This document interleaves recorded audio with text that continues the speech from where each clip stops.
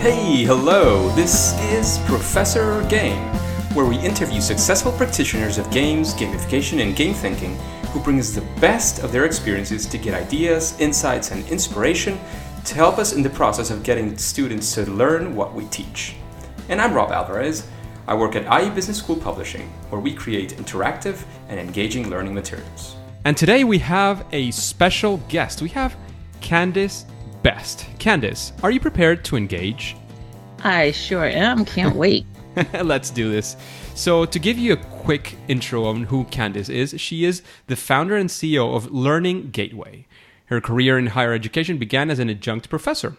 She has worked as a consultant, faculty member, and subject matter expert for higher education institutions, companies, and community-based organizations. And along the way, she added 2 master's degrees in business and psychology and a doctorate in social welfare and policy development. Her vision for Learningateway is to introduce the much-needed disruption to higher education by leveraging technology to provide academically inexperienced learners with a transformative educational experience.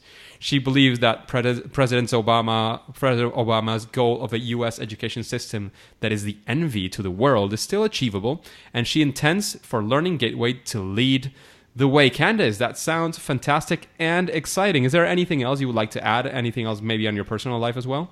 Now that you mentioned it, wow, that sounds like a lot, right?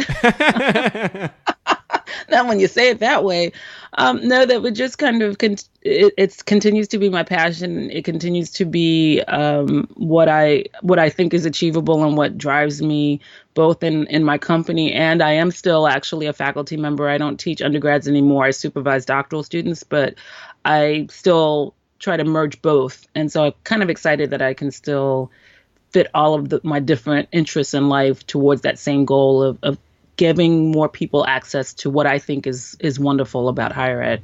That's fantastic, Candis, and related precisely to that that lifestyle that you're having right now and what you're doing right now. We would like to make you the first question that we always like to get a bit personal here, no, and ask you what does a regular day with Candis look like? Sure. So one of the things that's great about my life and my day is that everything I do is remote. The staff that I work with for my company were all distributed, and the teaching that I do as a faculty member is all remote. So I supervise doctoral students remotely. So that means I get to spend a lot of my day in my pajamas if I want to. I'm not saying that I'm in my pajamas right now, but but maybe. I'll leave that to your imagination. But I have a lot of flexibility. It leaves me time to read, to catch up on what's going on. It allows me to get out. Also, I want to say I'm an avid CrossFit person. I've been a little lax lately. I've got to get back to it, but I'm very big into trying to stay fit. And so I get to make my day very flexible, which I love. And I think that brings out creativity because I'm not tied into, oh, you've got to be someplace at 9 o'clock. You've got to go into this meeting. This is truly the life that I always hoped that I would have. And it snuck up on me. And it's what makes it possible for me to pursue my dual missions, which is, education, still working with students who are trying to make a difference in their life through education and do the company. So the long and the short of it is my regular day just sort of starts in the morning. I look at what's happening on that day, a lot of time on the computer, and then kind of mixing in, going with the flow of whatever I have to address at a particular moment.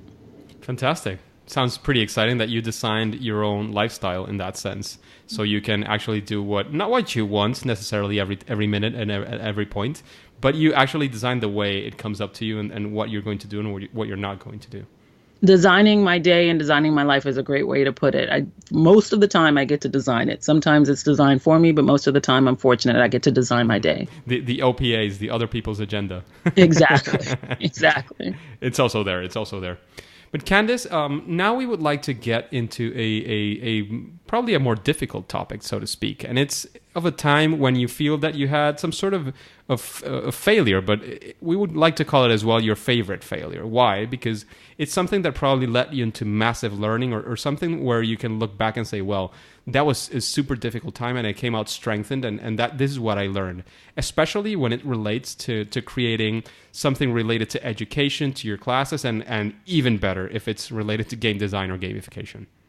Absolutely. I absolutely can. And it's directly related to the company. So as I mentioned, I started Learning Gateway because my goal was to improve access to college, but more specifically to improve college completion for underrepresented communities and in our country, in the U.S. So that's predominantly students of color, African American, Latino, first generation. And so had this great idea, was going to build this platform, do all these things. And our very first pilot of the first version of what we wanted to do with Learning Gateway, I actually had the opportunity to partner with a 2-year college in Texas. So they gave us all of their toughest students. They're like, oh, you have a good idea? Great. You think you can solve it? Here, take these students and move them forward.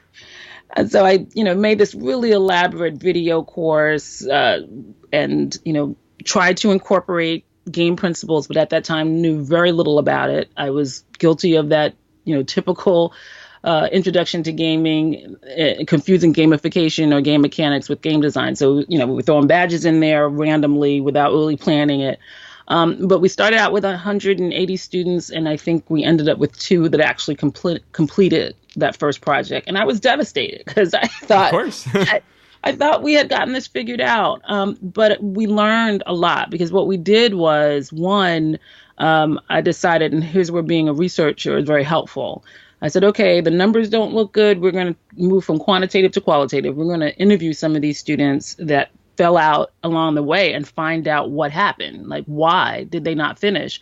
Because at that time, I was still focused on mechanics and sort of a cognitive intervention. Like, did we create the story interesting enough that you would want to continue? Obviously, you quit, so it must not have been good enough. And what we found from that was when we talked to them, they actually loved what we created, that it wasn't the content or the way it was presented that kept them from finishing. It was life getting in the way. Now, that was many, many years ago. But that was the beginning of me changing the focus of our company and how we wanted to approach helping this population. We realized that it was not a book or a video or any of those things. It had to do with building relationships. And so that is actually translated into, one, I also learned along the way that badges are not enough. So it was that was the beginning of me saying, you know what, if you're going to actually use game principles, you need to learn about it. And I started studying and reading. I had a chance to build a relationship with Amy Jo Kim, who I saw that you interviewed. She's been a mentor of mine. And so that's when I started learning about game design and being deliberate. But the other big pivot that this led to was focusing on what we would call cooperative gaming, but the notion of whatever the solution being, it would need to incorporate students, incorporate building relationships, incorporate social. So that's really the underpinning of everything we do, including the game design for student success model that I created as a part of this journey. So it was a failure because it was a disappointment. I found myself with the same outcomes that we continue to find ourselves with in higher ed, but it really was the beginning point of taking another look at what are we missing here? What do we need to change? And we've done several iterations since then, but we're getting ready for our latest release that I believe is all the result of everything we learned along the way, including those failures. Wow, that sounds fantastic, and I'm sure we'll get into this in more detail, because I one of the things that I've seen from listening to you is, of course, I mean, life can get in the way, and we can always say, well, that was not my fault, that's something that just happened to the students, and I can't do anything about it. But in the end, and I'm sure you did, because the success has increased a lot with your program. But now that life might get in the way, and you do something about it, and you design to make sure that if life gets in the way, they can still continue in the program and have success. So that's for me one of the key learnings, that even if there's something that looks like completely outside of your control zone, completely outside whatever you can do something about it, there's probably still something that you can do about it, or you can design around those restrictions to make sure that people still have success in your programs. Am I right, Candis? Absolutely. In fact, that is what I think is the most valuable opportunity to apply game design principles to education, and that is approaching it as a design challenge. Exactly. So we use design thinking has become very popular. There's a lot of overlap on the entrepreneur side. Lean startup is another one. They all have a lot of the same principles. It's like, okay, step back, something broke, figure out what it is that broke, and find out what was it about the design that you need to change it, try again. Because I think if you proceed with this notion, and I am a firm believer that there's a solution for every problem, if you start with that, then you won't give up. And I'm very as an engineer, I have to agree. Right. I'm forced. True, right, exactly. So Candis, related precisely to all this success, I wanted you to tell us another story, or maybe it's related to this story for sure. And it's a story of what's a huge challenge, a big challenge that you've faced, head on, and actually solved using game thinking. So dual challenges. One of the biggest challenges I have as an entrepreneur is, particularly since we're building out a tech-enabled solution, is that I am not an engineer. I'm not a coder, so I can't build this myself. That's a big hurdle, right? But one that over time I've learned how to work with available resources to move forward anyway. So that has ended up not being as big a challenge as I thought it was going to be. The biggest challenge has been really isolating in smaller components what the little kinks are that we still need to work out. And what I mean by that is, so I talked about, we made this pivot, and now our product offering focuses more on building community. Well, we've had 2 different iterations where we stalled, even with the new version, because we were still missing something. And some of it had to do with our audience. Some of it had to do with how we were introducing, the complexity, all the things that with game design. But what I continue to be excited about in applying game design principles is that it does give you some sort of strategy to approach it. And part of what we're incorporating, we're doing a game design for student success webinar series. Part of what I'm incorporating into that is, think of it in terms of a loop. You've got to figure out what the smallest unit is that you're trying to fix. And very often, especially in education and especially in higher ed, we get caught up in our brains, right? And we make the solution so complicated, and there's so many moving parts that when it breaks, it's very difficult to figure out what's breaking because we're trying to accomplish too many things. I think game design has really forced me to slow down and look at the same thing again and identify, do you still have too many things you're trying to pack in together, break it out into clearer sequences? I think that's the beauty of game design principles. It's what, any really good game does. It breaks out whatever I want to teach you. We've got to break it out into the smallest loop. We do the first loop and then we do the next loop. And that's probably what we're really missing in higher ed. It's that we haven't really teased out the complexities because it takes time. It takes work. It's a challenge unto itself.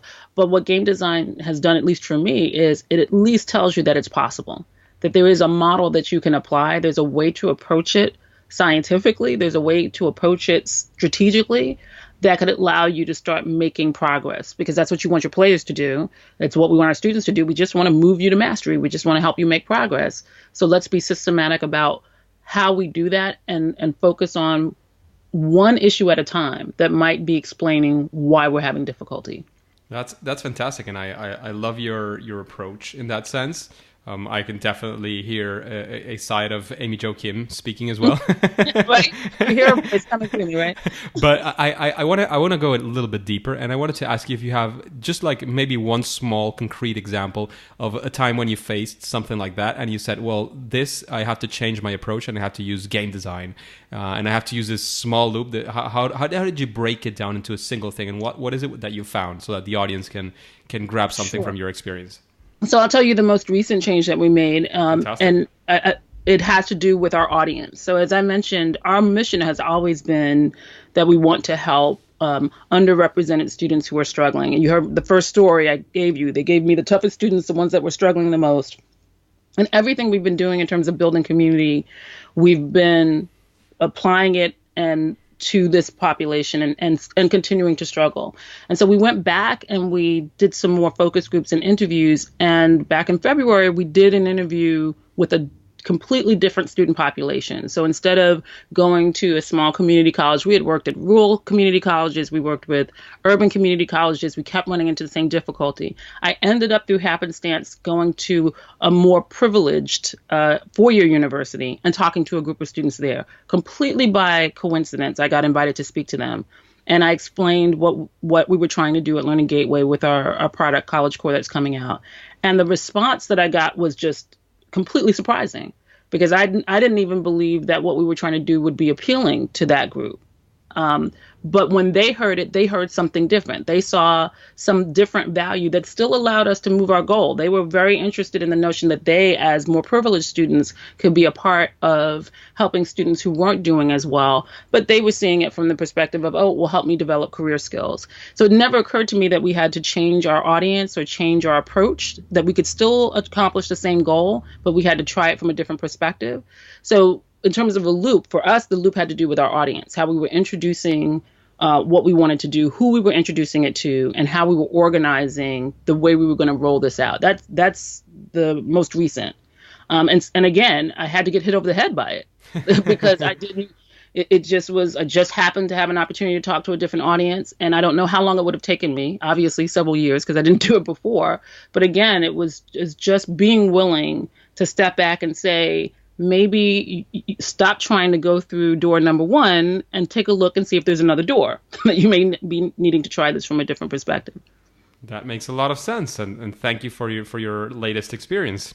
And now, Candis, I think I know again that there's going to be a side of Amy Jo Kim talking here, but I want to have that side and your take, because I know you have your take as well, especially because you're focused as we are on education and higher education. So what is the process that you follow or that you use when you're creating something for education using game thinking? So I mentioned before this game design for student success model, and it was definitely influenced by Amy Jo's model, but it is different. We expanded it, and it's very specific to education. So it's basically what I'm now calling a progression minor arc, and actually labeling these 5 stages. So the 5 stages of this model are first discovery, first contact, onboarding, habit building, and mastery. And the reason why I found that now using that as sort of an overarching structure has allowed me to have a conversation that is very specific about game design relative to education in general, but even more specifically higher ed, because it gets to what, through my experience, not just learning about game design, but my experience as an educator, I've been in higher ed for more than 20 years, zeroing in on the fact that the solution actually has to come from the students, that they actually have to be involved. So this notion that whatever you're trying to do, when you're trying to engage students, especially the students who are at greatest risk of not succeeding, you have to put yourself in the shoes, very much like a game designer would, of recognizing that when they're first introduced to it, they know nothing about it. Not only do they not know what they're supposed to do, they may not even care. And that the process of moving them from apathy, right? So if we think about Csikszentmihalyi's flow model, that lower left quadrant is really apathy. The first step is I don't know anything about it. And before I take another step, before I complete the first loop, I've got to, 1, know that the loop exists. And then 2, you've got to give me a reason to try it at least once. And then the first experience has to be an experience of success. That is like the biggest departure, and probably something that we skip over, that in higher ed, we actually have to drill down on. The thing about a game, and when I speak about this now, is if you download any game the first time, the very first loop you go through, you cannot possibly fail. Yeah. It's always designed that way. It doesn't matter what it is. The very first thing you do, you can't fail. If it's a game where that's not the case, it's usually a game that doesn't have really good adoption. I don't know that we think about it that way in higher ed, but that's probably what we should do. And it's not, what we do. I don't know if it's different where you are. I know in higher ed, because we're more in the U.S., we have more of an open access system. You have a lot of schools that have started to figure out, because they're putting a lot of attention into what they call the first year experience or the freshman year experience. They have orientation. So that brand new student, they're putting a lot of attention into that, but they're forgetting that every time I start a new course, so my first time taking a math course is starting over. My first time taking more difficult courses in my major is starting over. So From a game design perspective, we would just see that as linking progression arcs, right? But we don't think about that way in higher ed. So what the way that it made sense for me in mapping it out to this model was saying every time you're trying to accomplish something that you know you're not doing well, no matter whether you're a professor or whether you have a program and students are not participating, think about it from what's the entry point, and then how are you gradually going to make them more comfortable and more engaged so that they want to continue, that there is a model for you, a way of you thinking about it that can help you reduce all of these different resources and challenges that you have into some sequence of activity that will give you a chance to either make the student successful, or if they're not, it'll give you a place to look to see where the loop might be broken. That to me is the value. And I thought it was just going to end up being really necessary for me to at least map out a sequence. And maybe as people start using it, they want to play around with it, which is great. But most educators that aren't like you and aren't like me don't know anything about game design. So if you're going to introduce them to it, it wasn't enough to just say, here are some mechanics and here's what design means.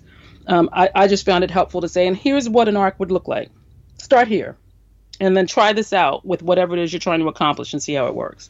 That's very, very useful, Candis. So thank you very much for that. Candis, we would like now to move into what I like to call the second part of the interview. And here we move into sort of rapid fire questions. These maybe some you will expound a bit more upon, but the idea here is that the audience can take something from it and maybe apply it very soon in a very short format, because now we went from the stories to this side. So the first question is, if there's something that you feel that implementing this small or maybe large, but this thing into their educational system using game thinking, adding this small bit would certainly increase their success in at least most cases. Is there a best practice that you can name from your game thinking ideas? I would say, again, this is my bias, but figure out how to make it a multiplayer experience, even if it's part of it. Try to incorporate something that would cause players to have to play with someone else. That makes sense. Incorporating other people so that you also have other people, involved, and that they are also taking a look at what this person is doing, and that way they help each other out. You're doubling the gain and you're dividing the pain. Exactly. That makes perfect sense, and it sounds a lot better when you say it that way. And Candis, what's your favorite game? Oh, yeah, I was thinking about that question. I was still struggling with it. Right now, when I need to divert my attention and give my brain a break, I'm playing a lot of the solitaire type games. Recently, I started doing the online puzzles. It's like playing a puzzle, but on your phone. So games for me right now are ones that allow me to unplug my brain. Like something that's very tactile that I don't have to really think about, I find is a really great way for me to decompress, take a break, and then come back to the heavy lifting of whatever I'm doing intellectually. That's very useful as well, because games are not just entertainment. They can also help in many ways, and that's a fundamental way that games can help. Actually, today I was a bit stuck, and I ranted a bit too long into a game, but it helped me certainly get back my focus. That was what I needed. Is there anybody aside from Amy Jo Kim that you would like to have interviewed in Professor Game? Sure. I'm actually trying to get Nicole Lazzaro. So if you can get her first. If you can get her first, then maybe you can make an introduction. I see a lot of overlap with her with the 4 types of fun and the use of emotions. I'd love to hear more from her and get a chance to either hear you interview her, or even better, if I could get a chance to interview her, that would be great. Fantastic. Yeah, she's definitely fantastic, and it would make a lot of sense, I guess, for both of our podcasts. Because I haven't mentioned it, but Candis has a podcast as well, and we'll probably be talking about that when we mention where we can find her. Candis, what book would you recommend to the engagers? Yeah, so the last book I had a chance to actually read, and again, it was partially homework, that I actually think would be very, very helpful. It's called Writing the Plot by William Rabkin, I believe it is. I'll make sure if I didn't articulate it correctly, I get it to you after the fact so you can include it. But it's actually a book about how to write a TV series. what I believe actually turned out to be really useful and would be helpful to your listeners is that it's a great model for narrative. Narrative, I think, is one of those underappreciated game design elements. And because writing a plot is all about narrative, what I didn't appreciate until I started reading it was how much overlap there was, because they talk about the need to have conflict and a theme and repeating loops. And this particular book is about writing a series as opposed to a movie. So what's unique about that is, he starts out by saying, if you're trying to sell a TV series, you actually have to be able to sell the fact that this story would go on for 2 or 3 seasons, which means you have to find something that's going to last. And immediately I'm thinking, well, that's basically linking loops to arcs and creating a progression. And so it was a very entertaining way of thinking about what the story of your game is from a completely different perspective, thinking about it the way a writer would think about narrative. So I think, and it's an easy read. So that's the other reason why I think it's something that would be sort of a different way a different critical lens or creative lens to look at game design. So it's writing the plot. It's very easy, very quick read, but you may get some inspiration for how to think about the story behind your game. Yeah, that makes a lot of sense. And I'm now remembering that you mentioned at the beginning that you went just into badges and that kind of thing. My talk in Gamification Europe last year was precisely about one of my first projects in gamification and how it failed, basically, initially because of badges. So it's the title is something like, I can't remember the exact words, but how badges turned my gamification project into something else. It's basically about how I failed using badges, which doesn't mean that badges are not useful. They have a place. They have their place. But narrative is something I'm definitely fascinated by, and I share this with many other designers. But I completely agree with you that the narrative is something that can get people very, very engaged and very, very enthusiastic about what's going on. So yeah. And the thing is, in higher ed right now, you mentioned badges, but that is actually how gamification is now being introduced. That I'm starting to see in higher ed. It's painful.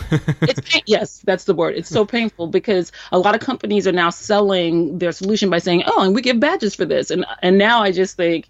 I just cringed, that is not going to work. Yeah, right? I've heard people mistalk about gamification and say, no, gamification is not the thing because, and it generally comes from people, especially who are game designers. Mm-hmm. And the thing is that I think we have more things in common with game designers and gamification than especially game designers realize, because saying that badges and leaderboards are gamification is like saying that a game is badges and leaderboards, basically. Right. It's the same kind of comparison. So I'm not getting into the deep waters of which is which, but I do think that there's fantastic things being done and a lot of success happening and beautiful things going on. And there's terrible things. I mean, I've been approached by many companies saying, no, we've been into this gamification thing for 10, 12, 15, 20 years, and this is what we do. And they show you, and it's basically a platform where you put questions and students are able to answer, and they get, instead of badges, they can get keys, for example. It's like, yeah, and you can see it in the leaderboard as well. It's like, well, yeah, but, I mean... And they're so excited, right? They're like, see, and you're thinking, this is actually not as novel as you think. But Exactly. So there's so much more, and it's painful to see, definitely, to see people saying, we do gamification because we have badges, leaderboards, and points. Okay, thank you. Next. Candis, what do you consider is your sweet spot, your superpower in gamification or game design? Oh, Rob, I'm still looking for it. I mean, having created your own framework is something that I have to say is a superpower. I mean, there's not too many people that have a serious framework. I don't have one for sure. I mean, I have an idea, I have a process, but I can't say I have a framework for sure. I mean, maybe in a few years I will. Oh, well, I think I'll let you anoint me with that superpower. So there you go. You got it. So Candis, now we're going to move into something that is slightly gamified, because we're going to introduce, chance in here. Previously, I do check the questions to make sure they make sense, not only for the podcast, but for the guest as well. So whatever comes up, it'll hopefully make sense for you. So here's a question, and it's very related to education. I just clicked the button, and this is what came up, and makes sense. So here's a question. How would you convince the principal of your school to allow you to use gamification in your classroom. And maybe I would add a small thing here, because they're probably interested as well in saying, finding the time for that, because maybe they say, well, if it's extra time for me, well, you'll spend some time, but maybe you want them to allow you to give some research time and, to getting into deeper stuff, so that they give you time for that. So I would add that to the question. So actually, I will lead into the answer by giving you advice that's not gamified at all. It's small wins. You need to figure out how to deliver a small win using some aspect of it. So don't try to create something very elaborate that's going to require a lot of resources. Find a very small example that, if nothing else, generates enthusiasm from your students. And then use that as a seed to say, okay, this didn't cost anything. We tried this out. I'm a big fan of it's better to ask for forgiveness than permission. Try something small that's not going to break anything, that's not going to get you fired, but that's going to give you a small win to give an indication that, yeah, we're on the right track. And then ask for permission to do the next iteration of it. So start trying to build something. So the example I would get, again, in college, we have a lot more flexibility because within our classes, we can do whatever we want. But I experimented with something that was somewhat game-like when I was still teaching undergrad. I turned my syllabus into an assignment menu. And so for all of the course objectives and the content, instead of doing the traditional write this paper, do this thing, give one presentation, I created bodies of work, different examples of different ways that they could prove they understood a particular concept that had points associated with it. There were more points available than it took to get an A. That saved me from the, can I do extra credit? It's all there for you. And they were building it, but they got some choice. They got to pick what they wanted to do. I built in some things that didn't allow them to skip things. You had to have a minimum that you did for each topic. But that autonomy, the flexibility, it was all game-like. But the point was, it was an experiment. It was something that I could do within my own control. It didn't violate our curriculum or anything. And then based on that success, I could then make that recommendation to peers. I could then go to, the chair and say, hey, we should try something like this, as a department-wide strategy. So that's just one example. But there's always a way to do some element of game design that doesn't require a huge investment. That is also a learning point for you to figure out what works and what doesn't work. And you find some aspect of it that works, then use that as your calling card to start the conversation with your principal. That makes a lot of sense. And the example, I think, is point on. So thanks a lot for that, Candis. And so now we're arriving to the end of the interview, regretfully. I can talk about this for hours or days. But I would like to ask from you a last final piece of advice that you would give to anybody trying to do some game thinking and gamification design especially into their classroom or their educational experience.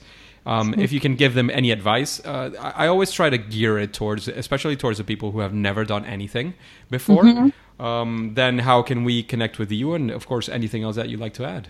Sure. So the first thing I would say is there's never been a better time to experiment with game design. There are so many resources out there. There's so many ways to do it. So the starting point is, if you're at all interested, I say jump in. You can find resources online. There are YouTube videos. I would also invite you can check out our Game Design for Student Success webinar series. And the easiest way to get access to that is to head over to our podcast page, geniuscafe.info, because there's a button you can click to sign up for the series. And even though we're halfway through it, you'll be able to get access to all of the previous links. And what I've tried to do with that series is actually make it more digestible, more approachable for how do you think about game design. So I would say, and that's just one source. There are, MOOCs, open access courses that you can sign up for. So there's lots of ways to learn it in a way that's not intimidating. And the most important thing to keep in mind is that when we talk about game design, we're not saying that you have to be a designer and build an app. It doesn't have to be something technical. It doesn't even have to be online. Gaming is about just having a structure and making something fun.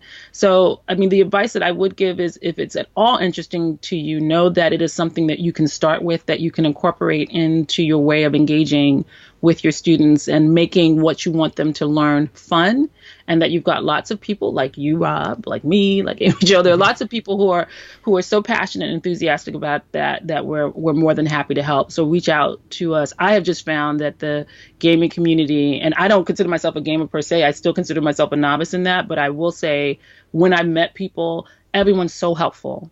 Everyone's so, willing to work with you and share ideas. So you will find a very accommodating space as well. You'll find a lot of people that are willing to brainstorm with you and help you with your ideas. So the long and short of it is go for it. And I have to jump in here and say that we met thanks to one of our first guests, actually episode 2, Scott Renke. That's right. And he was very, very kind enough to get us introduced because he realized that we were doing something in similar spaces and that probably we would have opportunities to collaborate. Like for example, we're doing this episode now. I'm probably going to be in Candis's podcast as well. You're definitely going to be in my podcast. So yeah, perfect example. Collaboration. It's a collaborational space. I mean, probably not 100% of the people who are here are collaborating, but you will find many people that are very willing and very open and things like this podcast and like Candis's podcast, that the idea is precisely to get these ideas out there and to exactly. offer them to everybody. So Candis, how can we connect with you? And then we'll say it's a game over. Absolutely. So you can certainly find me on Twitter. I don't spell Candis the way many people do. It's Candis as in Sam, BES as in Sam, T as in Thomas, but it's at Candis Best on Twitter. You can also connect to me through our Genius Cafe podcast page, geniuscafe.info. That page is connected to our company website. So if you go there, then you'll be able to also find our company, and you can reach out to me through those avenues as well. And please do. I always love to meet and talk to people who are interested in game design or interested in education. And if there's a way that I can help, I'm happy to do it. Fantastic. Thank you very much, Candis. And it's now game over. Thank you. Engagers, thank you for listening to Professor Game Podcast. If you want more details of this interview with Candis Best, you can just go to professorgame.com/podcast/029. That's like in episode 29. There, you can also take a chance and give us a review on iTunes or Stitcher, whichever the app you're using to listen to this podcast, so you can help us spread the word and more people can do amazing work. Before you go onto your next mission, would you like to know what Andrei Marchevsky thinks of when gamification is the best solution and when it's not? And you have to listen to the next episode of Professor Game. See you there!